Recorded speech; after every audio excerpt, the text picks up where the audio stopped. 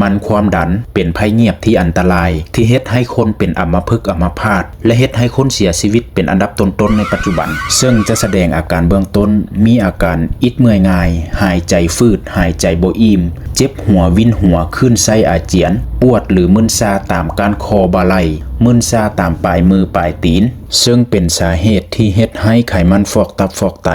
ถ้าไขมันฟอกหัวใจก็จะเฮ็ดให้หัวใจวายเสี่ยงเส้นเลือดในสมองตีบตันเฮ็ดให้เป็นอัมพฤกษ์อัมพาตถ้าเส้นเลือดในสมองแตกก็จะเฮ็ดให้เสียชีวิตได้ถ้าเจ้าคนหนึ่งที่กำลังพบอยู่ในปัญหาเหล่านี้มื้อนี้ทางเฮาขอแนะนำผลิตภัณฑ์นวัตกรรมใหม่ชนิดนี้ซึ่งสกัดจากสมุนไพรธรรมชาติ50กว่าชนิดผลิตจากโรงงานที่ผ่านมาตรฐานสากล